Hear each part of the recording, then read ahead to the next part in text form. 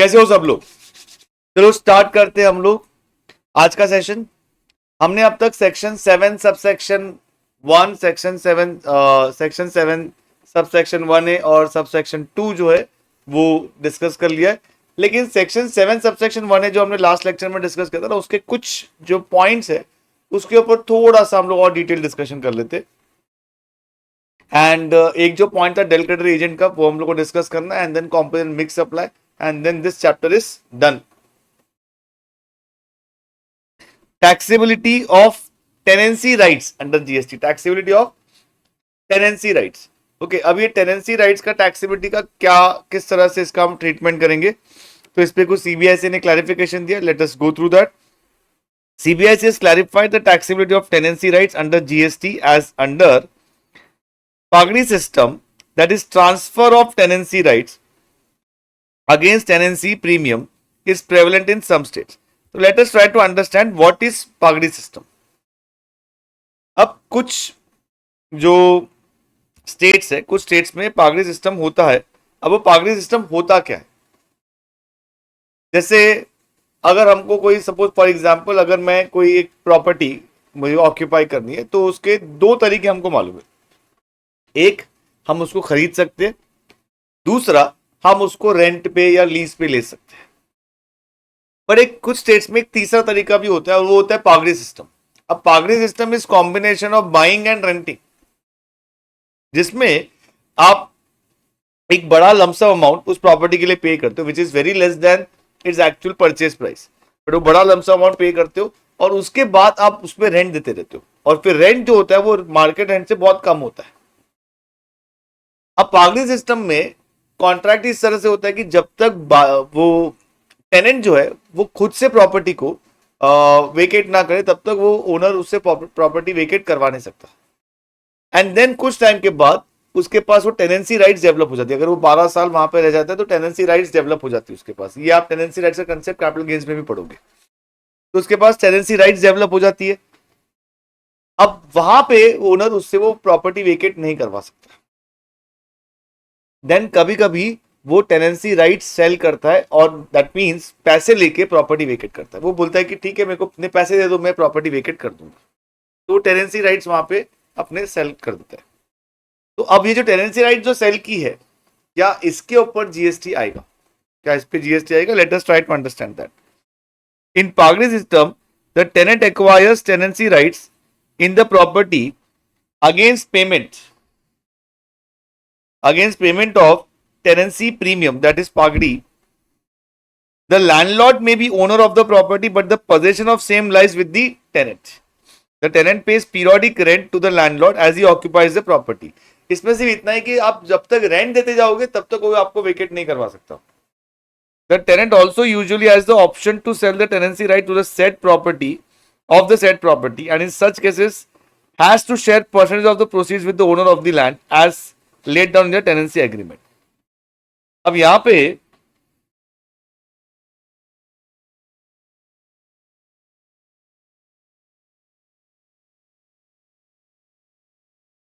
Suppose for example हम इस property की बात कर रहे हैं। यहां पे टेनेंट है, यहां पे बेचारा ओनर है। ओके, टेनेंट मस्त मजे कर रहा है, ओनर बाहर है। अब इसके पास टेनेंसी राइट्स आ चुकी है। अब लेट्स से कोई थर्ड पर्सन इस प्रॉपर्टी में आना चाहता है, तो क्या ये अपना टेनेंसी राइट इसको बेच सकता है? तो आंसर है यस, बेच सकता है।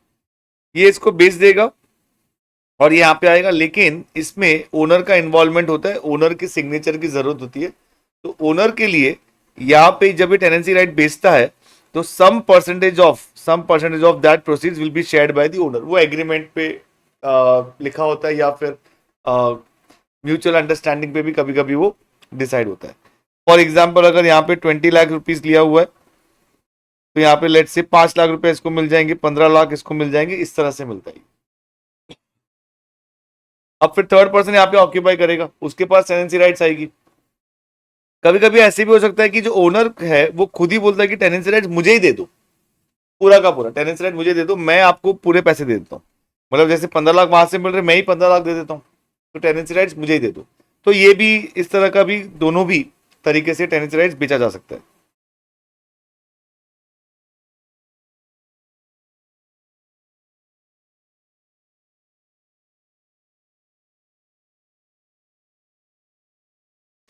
Alternatively, the landlord pays to tenant the prevailing tenancy premium to get the property vacant। जैसे मैंने बोला कि जो ओनर है वो खुद ही टेनेंसी राइट्स परचेस कर सकता है। Such property in Maharashtra are govern by Maharashtra rent control act 1999। तो ये महाराष्ट्र में होता है। It has been clarified that activity of transfer of tenancy rights against consideration is squarely covered under supply of service liable to GST। इसके ऊपर GST applicable होगा। अब question आता है कि सर वो टेनेंसी राइट बेच रहे थे और फिर उसमें पैसे मिल रहे थे, तो यहाँ पे टेनेंसी राइट्स जो है वो मतलब it's like supply by way of service of providing tenancy rights, consideration भी है। तो यहाँ पे कंफ्यूजन था कहाँ, मतलब इसके ऊपर क्लैरिफिकेशन की जरूरत क्या पड़ी।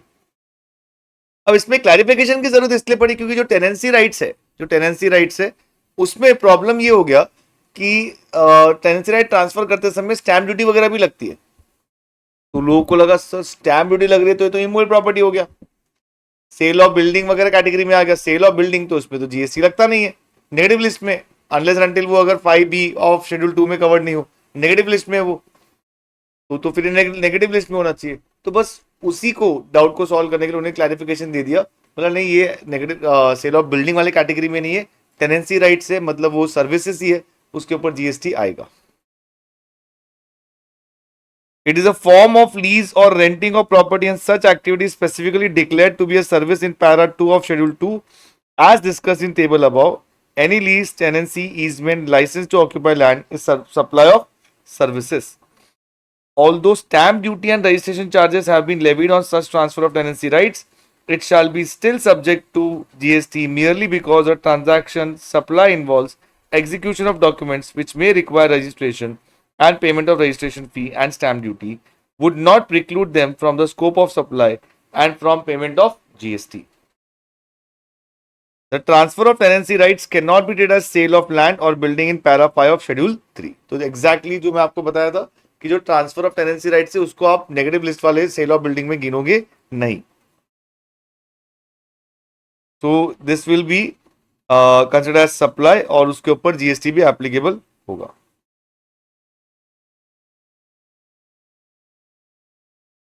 However, renting of residential dwelling for use as residence to an unregistered person is exempt। अब ये एग्जेम्पशन वाला पार्ट अभी नहीं देखेंगे, एग्जेम्पशन वाला पार्ट जो है वो हम जब एग्जेम्पशन में पढ़ेंगे तभी उसको हम डिस्कस करेंगे। हम अभी यहाँ पे सिर्फ इतना समझे कि वो सप्लाई है, वो सप्लाई, उस पर जीएसटी लगता है नहीं लगता है, उस पर और बहुत सारे फैक्टर्स होते हैं। अभी हमको सिर्फ इतना समझना है कि वो सप्लाई है।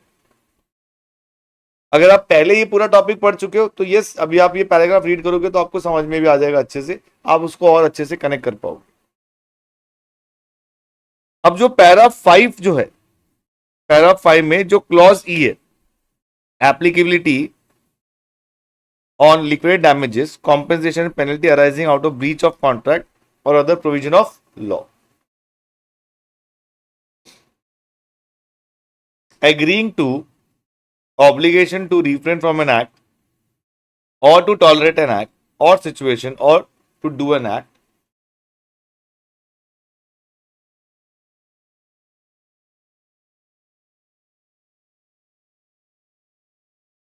तो ये पैरा 5 क्लॉज ई का पार्ट है। Para 5 clause E of schedule 2। तो ये सप्लाई ऑफ सर्विसेज है, ये क्या है, सप्लाई ऑफ सर्विसेज है। Agreeing to the obligation to refrain from an act, obligation to refrain from an act, कुछ नहीं करने का कमिटमेंट देना, कुछ ना करने का कमिटमेंट देना, वो भी सप्लाई ऑफ सर्विसेज हो सकता है। Tolerate an act, tolerate N act मतलब कुछ इनकन्वीनियंसेस है, कुछ इनकन्वीनियंस है उसको बर्दाश्त करना, कुछ इनकन्वीनियंस को बर्दाश्त करना। और टू डू एन एक्ट, कुछ करना, मतलब ये तो नॉर्मल, मतलब आप कुछ एक्टिविटी कर रहे हो तो वो तो सर्विसेज है। ये टू डू एन एक्ट मतलब कुछ एक्टिविटी कर रहे हो वो तो सर्विसेज है, कुछ बर्दाश्त कर रहे हो, टॉलरेट एन एक्ट वो भी सर्विसेज है, agreeing to refrain from an act वो भी सर्विसेज है। अब तो ये सब सर्विसेज है सर, ये तो हमने ऑलरेडी पैरा 5 में पढ़ लिया। अब इसमें हम क्या पढ़ रहे हैं, इसमें हम अलग से क्या पढ़ रहे हैं, इसमें जो हम अलग से पढ़ रहे हैं, जो पैरा 5 में हमने पढ़ लिया, यहाँ पे जो हमने पॉइंट्स पढ़े थे ना लास्ट लेक्चर में, टॉलरेट एन एक्ट, यहाँ पे जो परमिसिबल लिमिट्स में जो कार्बन एमिशन थे, फिर भी हमने बोला प्लीज एक डिवाइस लगाओ to do an act, to do an act, इसके लिए हम पैसे दे रहे हैं।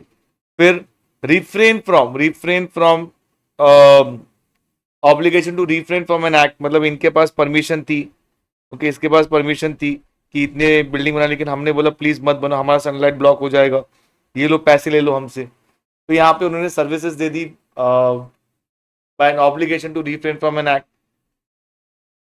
यहाँ पे प्रेयर्स होते हैं, भाई हम उसको टॉलरेट कर रहे, यहाँ पे ये रिफ्रेन फ्रॉम एन एक्ट है, ये टू डू एन एक्ट है। तो ये हमने लास्ट लेक्चर में ये डिस्कस किया था, ओके। तो आई होप आपको वो याद हो, ठीक है। तो इसके ऊपर पूरा यही सब डिस्कशन है यहाँ पे, जो हमने ऑलरेडी लास्ट लेक्चर में डिस्कस किया हुआ है।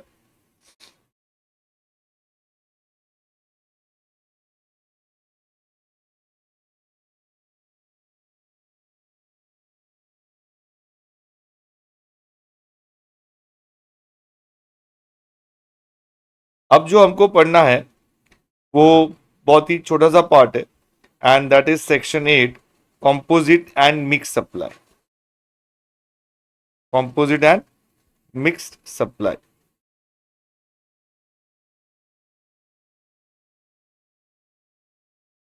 अब ये है किस लिए,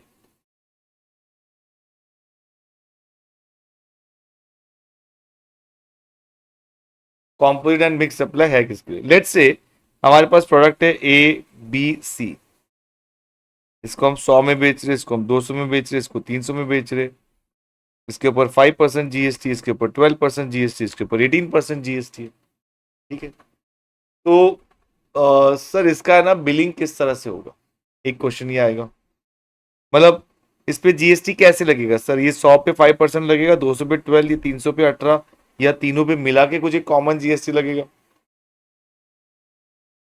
अगर ऐसा कुछ हो, ए बी सी है और ये तीनों मिलके हम 550 में बेच रहे, ओके, मतलब लेट्स से हम एक शॉपकीपर थे, हमने है ना हर बार एक देखा कि लोग आते हैं, ए परचेज करते, बी परचेज करते, सी परचेज करते, तो हमको एक पैटर्न समझ में आया कि अच्छा ये 3 प्रोडक्ट लोग साथ में परचेज करते ही है, ओके, ये 3 प्रोडक्ट लोग साथ में परचेस करेंगे, ओके।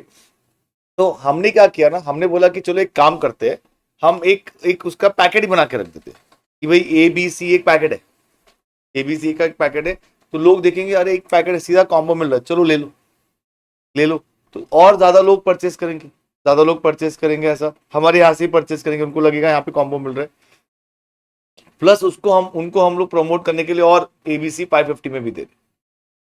तो अब इसके ऊपर जीएसटी कैसे लगेगा, ये दो क्वेश्चन है, इसके ऊपर जीएसटी कैसे लगेगा। तो अब यहां पे जब आप जीएसटी अप्लाई कर रहे हो या यहां पे जीएसटी अप्लाई कर रहे हो, क्योंकि हमको मालूम है ए का 5% है, पी का 12%, सी का 18%, कौन सा लगेगा, ये डिपेंड करता है कि ये कॉम्पोजिट सप्लाई है या मिक्स सप्लाई, डिपेंड करता है कि ये कॉम्पोजिट सप्लाई या मिक्स्ड सप्लाई है, इसके ऊपर डिपेंड करता है। तो पहले तो ये वाला जो फर्स्ट केस है, ये कॉम्पोजिट हो सकता है, ये कॉम्पोजिट हो सकता है, या फिर नाइदर कॉम्पोजिट नॉन मिक्स्ड हो सकता है, मतलब या तो कॉम्पोजिट हो सकता है या फिर ऐसा भी हो सकता है कॉम्पोजिट भी नहीं मिक्स भी नहीं। जो सेकेंड केस है वो या तो कॉम्पोजिट होगा या मिक्स्ड होगा, या तो कॉम्पोजिट होगा या मिक्स होगा, ठीक है। ये स्टेटमेंट में वापस आऊंगा जब हम उस डेफिनेशन को और अच्छे से पढ़ेंगे, वर्ड बाय वर्ड पढ़ेंगे, तब मैं वापस इस पे आऊंगा। Now let us try to understand what is composite supply. Composite supply होता क्या है, व्हेन टू और more supplies are bundled together when two और more supplies are bundle together, bundle together मतलब हम एक साथ उसको हम सप्लाई कर रहे हैं। ओके, क्या कर रहे हैं, हम एक साथ उसको सप्लाई कर रहे हैं। टू और more supplies are bundle together.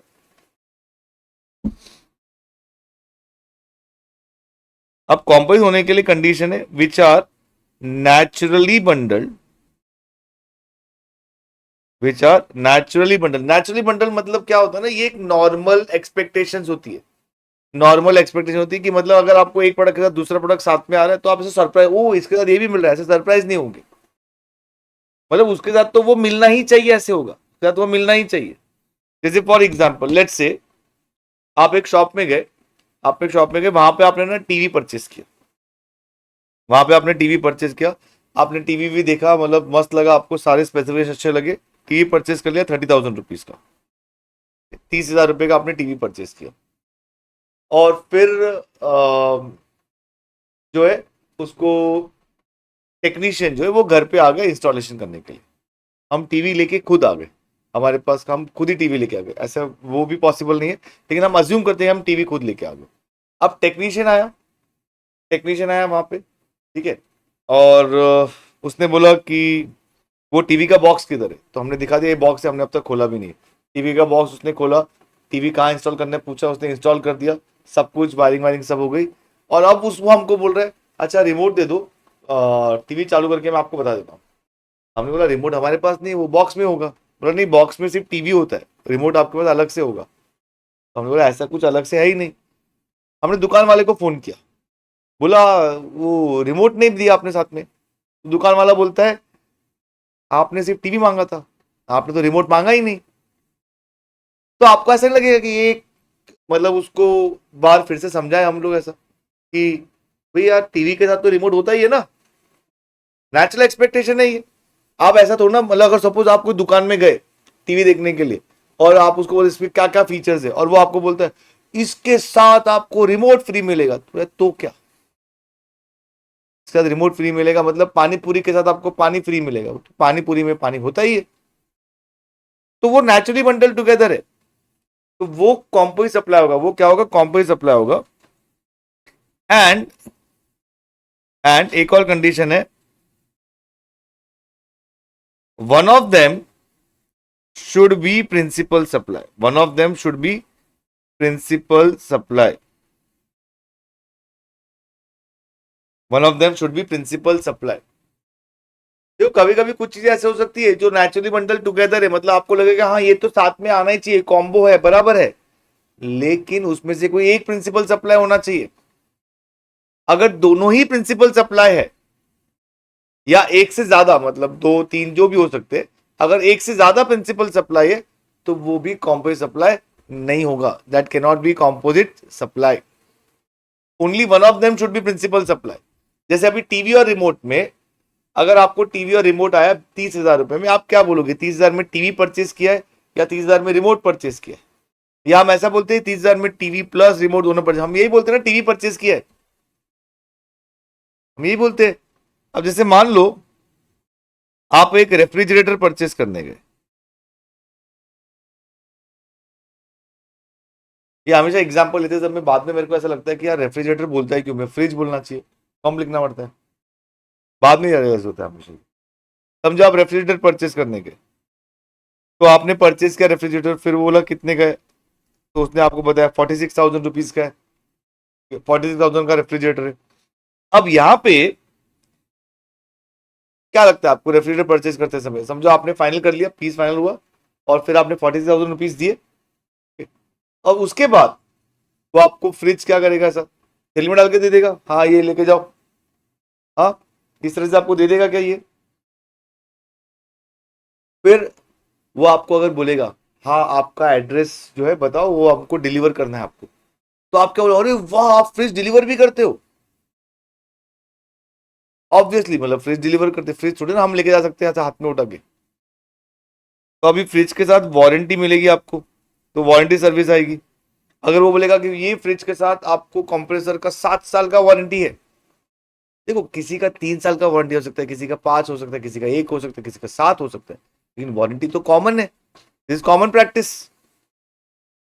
और प्लस वो आपको डिलीवरी भी दे रहा है, प्लस वो आपको डिलीवरी दे रहा है, इसके लिए वो एक अलग अलग प्राइस नहीं चार्ज कर रहा है, सेम प्राइस चार्ज कर रहा है, सिंगल 46,000। सर अगर उसने ना बिल ऐसे बनाया तो रेफ्रिजरेटर का 40,000, वारंटी 5,000 और डिलीवरी चार्जेस 1,000, ऐसे अगर बिल बनाया तो, क्योंकि सर वो जो रेफ्रिजरेटर है ना उसके ऊपर समझो 12% जीएसटी लगता है। वारंटी वाला जो सर्विस है ना सर, उस पर है ना सर्विस 18% जीएसटी लगता है। और जो डिलीवरी है ना गुड्स ट्रांसपोर्ट एजेंसी का, समझो 5% जीएसटी लगता है। तब ऐसे केस में या फिर एग्जाम भी हो सकता है, अंडर 68% एग्जाम भी हो सकता है, ठीक है। अभी हम टेक्निकलिटीज में नहीं जाते, हम इसको अजम्पशन पे लेते हैं। समझो 5% जीएसटी, 5% जीएसटी, तो सर यहाँ पे 12%, 18%, 5% अलग अलग लगेगा क्या, क्योंकि अलग अलग प्राइस है? नहीं, ये है तो अभी भी कॉम्पोजिट सप्लाई। देखो कॉम्पोजिट सप्लाई का कंडीशन क्या था, they are naturally bundle together. तो refrigerator warranty and delivery naturally bundle together है। जब भी आप परचेज करने जाओगे तो नेचुरली आपको लगेगा कि हाँ ये तो होता ही है। देन इसमें से मेन सप्लाई कौन सी है? फ्रिज की मेन सप्लाई, ऑब्वियसली फ्रिज की मेन सप्लाई है ना। आप ऐसा बोलोगे डिलीवरी चार्जेस, सर आपको पता नहीं है, मेरा ना बचपन से सपना था कि एक दिन तो मैं ऐसे टेम्पो में ऐसा पीछे लटक के जाऊं। तो मैं कैसे जाऊं, तो मैं ना गया मॉल में, वहां पे एक इलेक्ट्रॉनिक शोरूम था, वहां पे मैंने देखा फ्रिज, फ्रिज परचेस किया। मेरे को वहां पे डिलीवरी देंगे, तो मैंने उनको बोला देखो मैं फ्रिज परचेस कर रहा हूँ, लेकिन है ना कैसे, वो जब आप डिलीवरी दोगे ना तो मैं भी टेम्पो में पीछे बैठ के घर पे जाऊंगा, बोलो तो मैं परचेस करूंगा। उन्होंने बोला ठीक है अभी डिलीवरी करेंगे, आप लेके जाओ। हम ऐसा बैठ के सबको हे हेलो हेलो कर रहे हैं ऐसा। तो मेरा सपना पूरा हुआ सर, उसके लिए मैंने वो डिलीवरी के लिए सिर्फ टेम्पो में बैठने के लिए पूरा 46,000 का खर्चा किया है। बोला अरे तू पागल, तो ऐसे ही टेम्पो वाले को भाड़ा देता था ना। बोला नहीं सर, मेरे को है ना वो ऐसा फ्रीज लेते जाते हुए फील करते हुए ही मेरे को करना था, लेकिन मेरे को मजा तो टेम्पो का लेना था सर, मेन तो वही है। ऐसा होगा क्या, यहाँ पे क्या आएगा, फ्रिज ही मेन परचेज किया।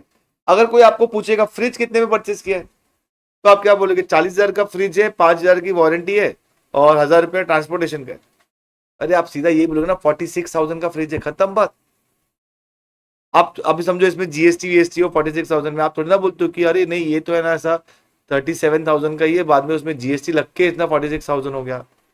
ऐसा भी नहीं बोलोगे ना, समझो इसमें जीएसटी वीएसटी भी इंक्लूडेड है। तो सिंपल है, हम बोलेंगे 46,000 का फ्रिज है, 46,000 का फ्रिज है, तो प्रिंसिपल सप्लाई हमारा फ्रिज होगा। क्या होगा? प्रिंसिपल सप्लाई फ्रिज होगा। तो ये हो जाता है हमारा composite supply, naturally bundle together होना चाहिए and only one of them should be principal supply.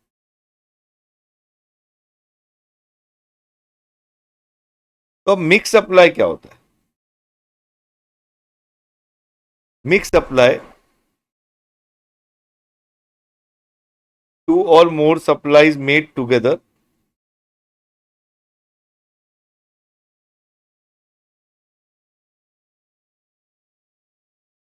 for a single price, for a single price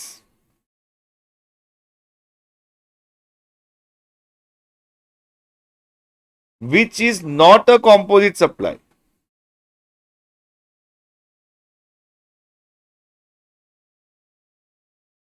which is not a composite supply, composite supply नहीं है, तो वो क्या हो जाएगा? मिक्स सप्लाई हो जाएगा, that will become mixed supply. अब यहां पे देखो, मिक्स सप्लाई होने के लिए सिंगल प्राइस होना जरूरी है, मिक्स सप्लाई होने के लिए सिंगल प्राइस होना जरूरी है। कॉम्पोजिट सप्लाई में हमने ऐसा कोई कंडीशन नहीं बोला था। तो कॉम्पोजिट सप्लाई अलग अलग प्राइस के साथ भी हो सकता है एंड कॉमन प्राइस के साथ भी हो सकता है। जैसे फ्रिज का हमारा एग्जांपल 46,000 में ये सब दिया तो भी कॉम्पोजिट सप्लाई, अलग अलग प्राइस बोला तो भी कॉम्पोजिट सप्लाई है। मिक्स सप्लाई होने के लिए सिंगल प्राइस होना जरूरी है। तो इसके लिए ये वाला सप्लाई जो है ABC जो है, अगर ये जैसे फ्रिज वारंटी डिलीवरी ऐसे रिलेटेड प्रोडक्ट्स है तो उस केस में कॉम्पोजिट सप्लाई हो जाएगा। लेकिन अगर ये अनरिलेटेड प्रोडक्ट्स है, नॉट नेचुरली बंडल टुगेदर, या फिर one of them is not a principal supply, तो ये मिक्स हो जाएगा। अब यहां पे ये same case fridge, warranty, delivery, अलग अलग प्राइस हो सकते हैं, तो ये कॉम्पोजिट सप्लाई हो जाएगा। लेकिन अगर ये अनरिलेटेड प्रोडक्ट है और अलग अलग प्राइस है तो मिक्स तो हो नहीं सकता, कॉम्पोजिट है नहीं, तो this will B neither composite nor mix, it will be neither composite nor mixed.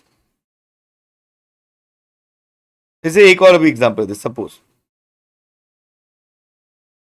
हमारे पास, हमने सपोज एक मेकअप किट परचेज किया, makeup kit, okay, makeup kit purchase किया, सपोज उसमें पाउडर है, कंसीलर है, फाउंडेशन है, आईलाइनर है, मस्करा है, लिपस्टिक है, देन आई लैशेस है, ब्रशेस है, देन डिफरेंट कलर्स, ओके, वो जो अलग अलग शेड्स देने के लिए होते हैं, मिरर है, नेल पेंट है, ओके, और बहुत सारी चीजें हैं सर, ठीक है। ये सब सपोज एक साथ हमने परचेस कर ली। अब इसका price, suppose total price 5,000 rupees, 5,000 rupees का एक पैकेट है। अब क्वेश्चन ये आता है कि सर इसको हम क्या मानेंगे, कॉम्पोजिट या मिक्स, क्योंकि सिंगल प्राइस है, सिंगल प्राइस है मतलब कॉम्पोजिट या मिक्स्ड दोनों में से कुछ भी हो सकता है, सिंगल प्राइस होगा तो अभी क्या ये नेचुरली बंडल टुगेदर है? ठीक है, चल सर, ये सब प्रोडक्ट साथ में देख के तो ऐसा कुछ लगता तो नहीं कि और इसके बाद ये भी है, ये भी है, ये है साथ में है। इसमें से प्रिंसिपल सप्लाई कौन सा है, इसमें से सबसे मेन प्रोडक्ट कौन सा है? तो इसमें तो सभी मेन है ना, सभी मेन है। मतलब इनफैक्ट गर्ल्स के, अगर आप किसी को गर्ल्स को पूछोगे तो इसमें हर एक, इसमें और भी कम से कम 25 प्रोडक्ट होंगे जो शायद मैंने नहीं लिखे हो। तो सारे के सारे इंपॉर्टेंट है सर, और हर एक का कुछ हमारे लिए मतलब क्या होता है, मतलब हम तो बस ऐसे ही रुमाल निकाल के साफ कर लिया, हो गया ऐसे। गर्ल्स के लिए तो मतलब वो प्रॉपर ये सब एक एक चीज यूजफुल है, इसमें से सब इंपॉर्टेंट है सर, तो हर एक प्रिंसिपल सप्लाई है। ओके, तो यहाँ पे कोई भी एक प्रिंसिपल सप्लाई नहीं है, दिस इज मिक्स्ड सप्लाई, ये क्या हो जाएगा, मिक्स्ड सप्लाई हो जाएगा, this will become mix supply. तो सर इस पे फिर जीएसटी का क्या होगा, समझते हैं अभी? अगर कॉम्पोजिट सप्लाई होता है, अगर कॉम्पोजिट सप्लाई होता है तो उसमें जीएसटी जो एप्लीकेबल होगा, जो जीएसटी एप्लीकेबल होगा वो होगा rate applicable to, rate applicable to principal supply, जो प्रिंसिपल सप्लाई का रेट है वो एप्लीकेबल हो जाएगा। अगर मिक्स सप्लाई है, अगर मिक्स सप्लाई है तो जो हाईएस्ट रेट है वो एप्लीकेबल हो जाएगा, highest rate will be applicable.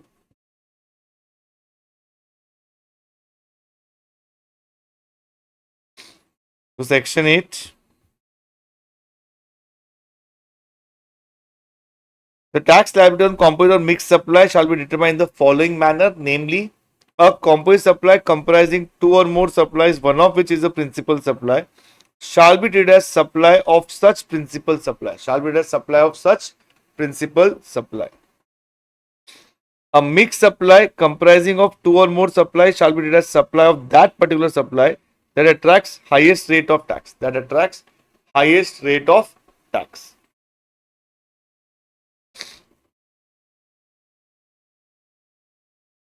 तो कॉम्पोजिट सप्लाई के लिए टू और more taxable supplies of goods और सर्विस और both any combination thereof which are naturally bundled and supplied in conjunction with each other in the ordinary course of business, and one of which is a principal supply. This is very important, one of which is a principal supply. Sir naturally bundle together मतलब क्या? सी naturally bundle together में क्या क्या चीजें आपको समझनी है। Naturally bundle together में ऐसा होता है कि एक प्रोडक्ट के साथ जो बाकी प्रोडक्ट है वो एक प्रोडक्ट का यूटिलिटी शायद और बढ़ा रहे हो, उसका यूजफुलनेस और बढ़ा रहे हो, क्योंकि they are naturally incidental to such product. या फिर जो सप्लायर्स होते हैं they normally sell these products together. या फिर जो रिसिपियंट्स होते हैं, जो बायर्स होते हैं, they normally expect this product together. तो ये अलग अलग, इसका कोई ऐसा स्ट्रेट फॉरवर्ड रूल नहीं है, तो केस टू केस बेसिस देखना पड़ता है कि क्या इसमें नेचुरली बंडल टुगेदर है या नहीं है।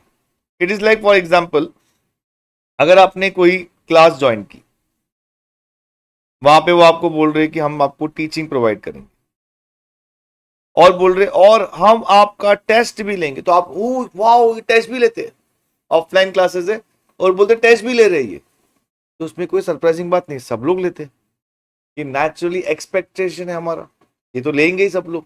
ठीक है, तो टीचिंग के साथ अगर टेस्ट भी ले रहे हो तो वो टीचिंग को और एनहांस करने के लिए ही है।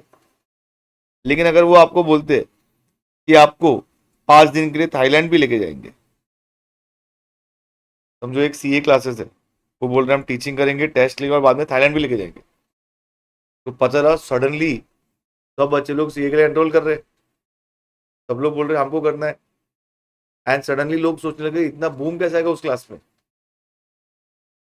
क्योंकि लोगों को इससे कोई मतलब ही नहीं, बोल रहे यही हमको यही जाना है घूमने, पेरेंट्स तो जाने नहीं दे रहे, लेकिन चलो सीए करेंगे उसके नाम से चले जाएंगे हम लोग।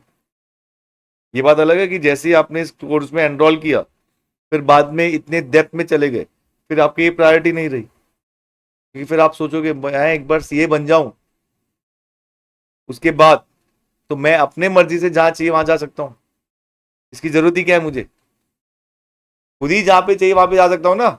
एक बार आप सीए बन गए तो उसके बाद ये सब तो ना आपके लिए कोई रेस्ट्रिक्शन रहेगा। तो ये नेचुरली बंडल टुगेदर नहीं है, ये नेचुरली बंडल टुगेदर नहीं है, तो उस समय ये मिक्स सप्लाई कैटेगरी में आ जाएगा, और जो इन तीनों में से जो हाईएस्ट रेट वाले जो एप्लीकेबल होंगे, वो इस पे ओवरऑल अमाउंट पे उतना जीएसटी लग जाएगा।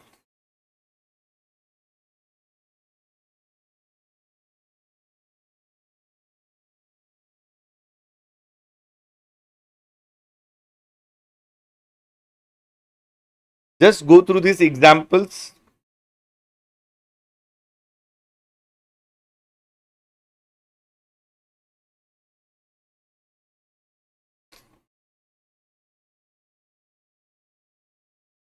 एंड फिर वही सब उसमें डिस्कस किया जो हम ऑलरेडी डिस्कस कर चुके हैं।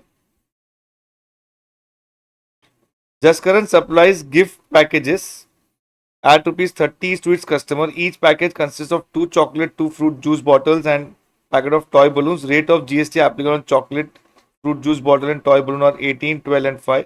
Respectively, Jaskar is liable to pay GST at the rate of 18%. क्योंकि ये मिक्स सप्लाई है, मिक्स सप्लाई है, तो ये 18, 12, 5 नहीं, ये आंसर नहीं है। 18% on the price charge for the gift package, 12% ये आंसर नहीं है, 5% ये भी आंसर नहीं है। तो ये हमारा आंसर है। देखो आपने देखा होगा मैंने ऑप्शन बी राइट करने के बाद भी ऑप्शन सी और ऑप्शन डी पढ़ा है। आप जब भी एमसीक्यू सॉल्व करोगे, आपको अगर पहले ऑप्शन में करेक्ट आंसर मिल जाता है तो भी आपको सारे ऑप्शंस रीड करने, you always have to read all the options, सारे ऑप्शंस रीड करने, ये प्रैक्टिस आपको रखना ही है, सिर्फ आईडी सब्जेक्ट के लिए नहीं, हर सब्जेक्ट के लिए, सिर्फ टैक्सेशन के लिए नहीं, हर सब्जेक्ट के लिए आपको ये प्रैक्टिस फॉलो करनी है। जब भी आप एमसीक्यू सॉल्व करते हो, पहला ऑप्शन अगर आपको राइट भी मिल गया तो भी बाकी के 3 ऑप्शंस आपको रीड करने ही चाहिए, स्पेशली सब्जेक्टिव क्वेश्चन में।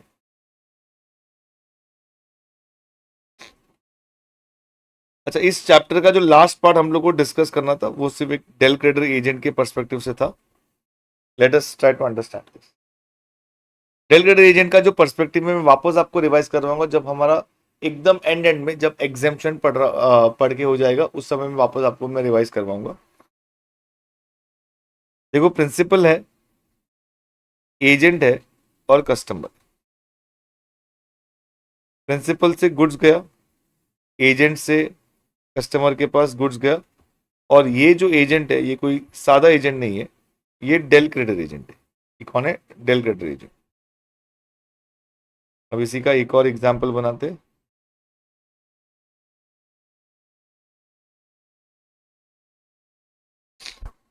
यहां पे जो इनवॉइस जा रहा है वो सीधा प्रिंसिपल के नाम पे जा रहा है।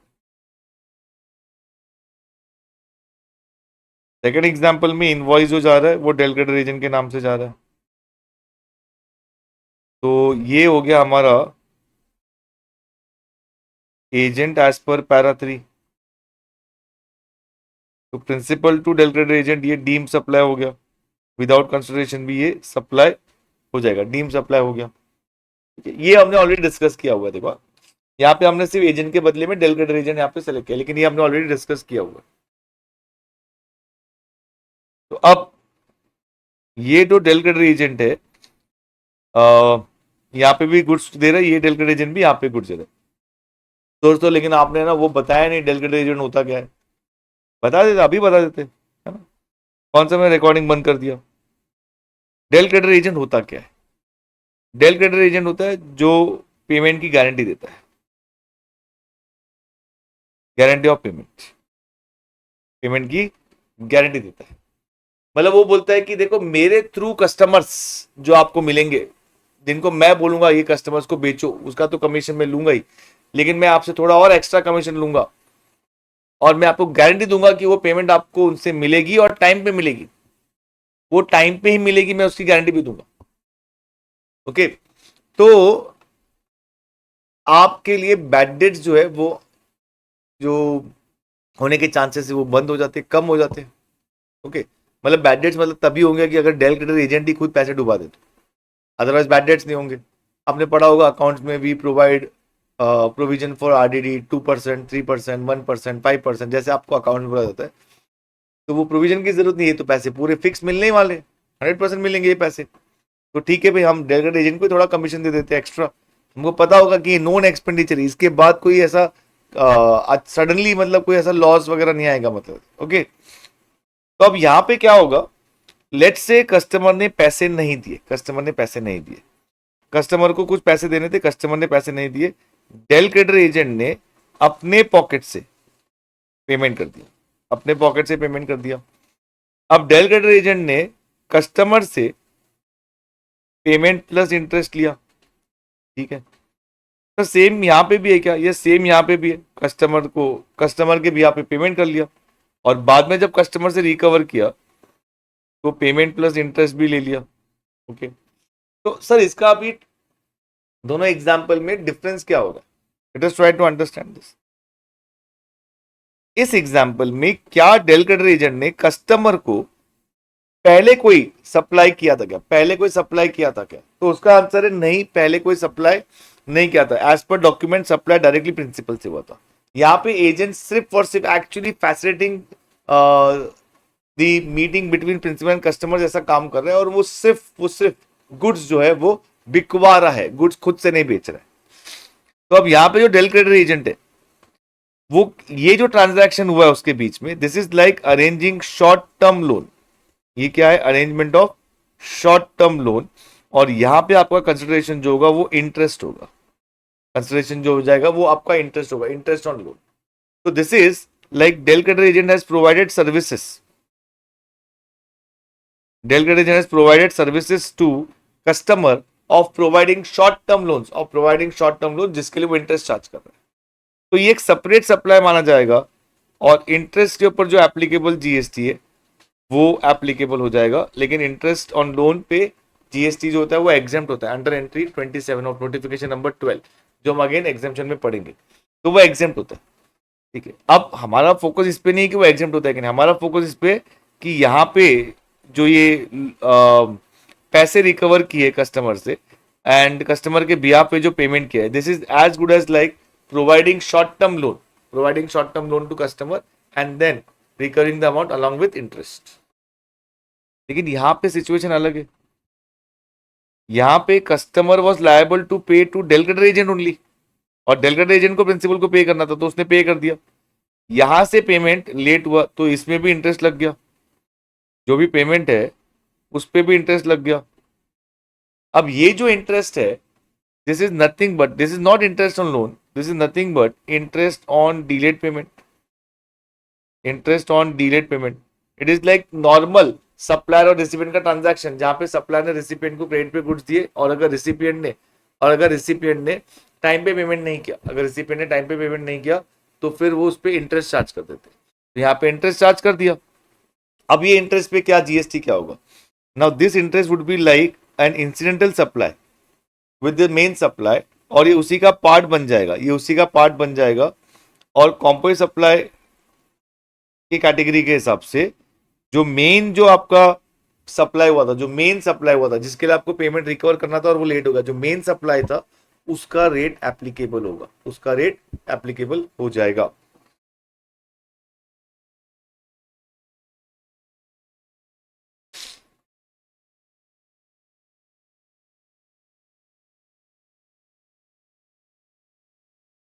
जब भी कोई चैप्टर हो मॉड्यूल में, जो रिकैप वाला पार्ट है वो बहुत ज्यादा इंपॉर्टेंट होता है, उसको देखना ही देखना है आपको। Meghraj and Company wishes to commence the business of supplying ready-made garments within Punjab and in the neighboring states of Delhi and Haryana. Kindly state as to what is the taxable event under GST and leviability of CGST, SGST, UTGST and IGST on the same. तो यहाँ पे आपको पहले taxable event बताना है जो कि supply होता है, और फिर यहाँ पे क्या बोला है कि वो readymade garments with in Punjab and neighbouring states of Delhi. तो जो विद इन पंजाब है उसमें सीजीएसटी प्लस एसजीएसटी लगेगा, क्योंकि पंजाब स्टेट है, पंजाब स्टेट है। अगर ये ऐसे होता था कि विद इन लक्षद्वीप बोला होता था, विद इन लक्षद्वीप, तो वहां पे सीजीएसटी प्लस यूटीजीएसटी लगता था। और जो नेबरिंग स्टेट्स में सप्लाई किया है वो इंट्रा स्टेट है, तो उस पर आईजीएसटी लेवी हो जाएगा। Damodar private limited registered in Delhi is planning to transfer some goods to its branch registered in West Bengal. Damodar Delhi में है, ये वेस्ट बंगाल में है, दो अलग अलग स्टेट में, तो अलग अलग रजिस्ट्रेशन लेना ही पड़ता है without any consideration so that the goods can be sold from the branch. तो अब ये जो है ये 7(1)(c) में होगा, जब भी विदाउट कंसिडरेशन होगा तो 7(1)(c) देखना है। फिर उसमें पैरा 2 क्या है, supply of goods between distinct person और रिलेटेड पर्सन, तो ये डिस्टिंक्ट पर्सन है। The company believes that the transaction that will be undertaken by it would not qualify as supply as no consideration. ये वही लोग हैं जो लेक्चर्स है ना अटेंड नहीं करते या ध्यान नहीं देते, कुछ भी बिलीव करते वो लोग। तो no consideration is involve. Ascertain whether the transfer of goods by Damodar Private Limited to its branch office would qualify as supply, तो उसका आंसर है yes, वो सप्लाई होगा 7(1)(c) schedule 1, 7(1)(c) schedule 1 para 2। Prithvi Associates is engaged in supply of taxable goods. It inquires from its tax advisor as to whether any activity can be deemed supply even if made without consideration in accordance with the provision. तो यहाँ पे बस आपको वो 7(1)(c) para 1, 2, 3, 4 of schedule 1 वो list down करना है। Composite supply is treated as supply of that particular goods or services which attracts the highest rate of tax. For the purpose of considering tax liability, examine the validity of the statement. Composite supply is treated as supply of that particular goods or services which is principal supply, which is principal supply. और या तो आप उसको ऐसे correct कर सकते हो, ये जो डेफिनेशन हो जाता है ये तो मिक्स सप्लाई के लिए हो जाता है, ये मिक्स सप्लाई के लिए हो जाता है। Okay, so this statement is not correct. Transfer of title and or possession is necessary for a transaction to constitute supply of goods. अब transfer of title and possession जो है वो ऑब्वियसली नेसेसरी है, तो वो सभी सप्लाई ऑफ गुड्स होगा। लेकिन अगर आप शेड्यूल 2 का जो पैरा 1 का जो थर्ड क्लॉज देखोगे तो उसमें लिखा हुआ है कि अगर टाइटल लेटर स्टेज में ट्रांसफर होता है तो भी वो सप्लाई ऑफ गुड्स होगा। Examine whether the following activities would amount to supply under section 7। Sulekha manufacturers have a factory in Delhi and depot in Mumbai, दो अलग अलग स्टेट में, मुंबई महाराष्ट्र में आता है। Both this establishments are registered in respective states. Finished goods are sent from factory in Delhi to Mumbai depot without consideration so that they can be sold from the depot. तो ये again distinct person के बीच में transaction है, supply हो जाएगा। Roman is an architect in Chennai. His brother who is settled in London is a well known lawyer. Brother dependent नहीं है, तो वो फैमिली मेंबर नहीं है, रिलेटिव नहीं होगा। Roman has taken legal advice from him free of cost with regard to his family dispute. उसमें भी पर्सनल पर्पस है, not in the course of. देखो ये हम बात कर रहे हैं 7(1)(c) schedule 1 para 4, import of services without consideration की बात कर रहे हैं। Import of service without consideration में सप्लाई होने के लिए दो कंडीशन सेटिस्फाई होनी चाहिए। एक वो फ्रॉम रिलेटेड पर्सन होना चाहिए और दूसरा इन the course or furtherance of business होना चाहिए, इन the course or furtherance of business होना चाहिए, तब जाके वो सप्लाई हो जाएगा। तो यहाँ पे ये दोनों कंडीशन सेटिस्फाई नहीं हो रही तो सप्लाई नहीं होगा। Would your answer be different if in the above case Raman has taken advice in respect of business unit in Chennai? Okay, तो बिजनेस वाला हो रहा है लेकिन ये तो अभी भी नहीं हो रहा है, तो ये भी सप्लाई नहीं है, ये भी सप्लाई नहीं है। State whether the following supplies would be treated as supply of goods or services as per Schedule 2. Renting of movable property, supply of services. Good forming part of business are transferred or disposed of by under directions of person carrying on the business so as no longer to form parts of business asset. तो ये goods हो जाएगा. Transfer of right in goods without a transfer of title in goods, supply of services. आप video pause करके आप एक बार खुद से भी आंसर्स देख सकते हैं, उसके बाद फिर जैसे मैं डिस्कस करूँ आप देख सकते हो कि सब अलाइन हो रहा है कि नहीं. Transfer of title and goods under an agreement which stipulates that property shall pass at a future date upon payment of full consideration as agreed. तो future date में होगा तो भी supply of goods होगा. Determine whether the following supplies would be treated as supply of goods or supply of service as per Schedule 2. Temporary transfer or permitting use or enjoyment of intellectual property rights. तो ये supply of services है. Any treatment or process which is applied to another person goods, supply of services है. Transfer of title in goods, supply of goods है. The goods supplied on higher purchase basis shall be treated as supply of services. ये incorrect है, ये आपको schedule 2 para 1 clause B में, sorry clause C में आपको देखना है, क्लॉज सी में. Examine whether the activity of import of service. देखो अगर import of services for consideration है तो सीधा सीधा सप्लाई होगा, उसके बाद कुछ देखना ही नहीं. Import of service without consideration है तो अभी अभी हमने देखा था कि दो कंडीशन सेटिस्फाई होनी चाहिए, रिलेटेड पर्सन होना चाहिए and in the course of furtherance of business होना चाहिए. Miss Shriniti Kaushik receive interior decoration services for her residence located at Bandra, Mumbai, from Mr. Rachel of Sydney, Australia. The amount paid for the said service. तो ये 71B supply of services हो गया. Miss Srinidhi Kaushik received interior decoration services for her residence located Bandra, Mumbai, from her brother, Mr. Varun, residing in Sydney. Wholly dependent. अब देखो ना यहाँ पे ना कभी कभी आपका जो कंफ्यूजन होता है, सर वो उधर इंटीरियर डेकोरेशन सर्विस दे रहा है तो डिपेंडेंट कैसा हो गया, वो आपका काम नहीं सोचना. क्वेश्चन में बोला है वो डिपेंडेंट है तो मतलब डिपेंडेंट है. अगर डिपेंडेंट है तो रिलेटेड पर्सन भी है. फर्दर मिस डिड नॉट पे एनी कंसिडरेशन, कंसिडरेशन नहीं है, रेसिडेंस के लिए है ये. किसके लिए? रेसिडेंस के लिए. तो this is not a supply because this is not in the course or furtherance of business. Will your answer change if in the above case Miss Srinidhi has taken interior decoration service with regard to her business premises and not her residence? Yes, our answer will change. ये 71C para 4 of schedule 1 ये supply हो जाएगा, ये supply हो जाएगा. Damdam Electronic has sold following electronic items to Akbar Retail Services: refrigerator, stabilizer, LED television, split air conditioner, stabilizer for air conditioner. Damdam Electronic has issued a single invoice indicating price of each of the above items separately in the same. Akbar Retail Store has given a single check of rupees 1 lakh for all the items at composite discounted price. State a type of supply and tax rate applicable. तो ये mix supply हो जाएगा. Single price हो गया, single price है और वो जो सप्लाई वो कॉम्पोजिट नेचुरली बंडल टुगेदर नहीं है तो mix supply. Manikaran, a registered supplier of Delhi, has supplied 20,000 packages at rupees 30 each to Makija gift shop in Punjab.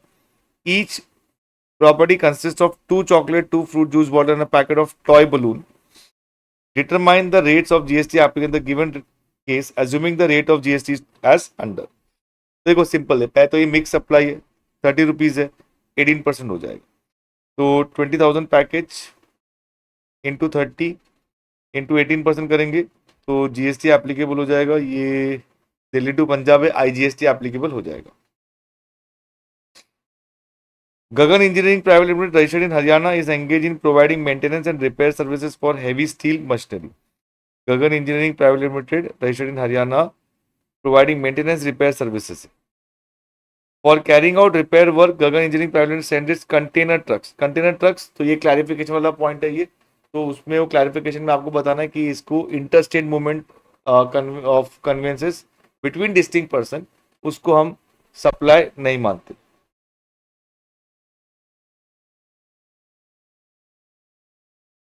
Sarvana and Sons wishes to start supplying alcoholic liquor for human consumption in the states of Tamil Nadu.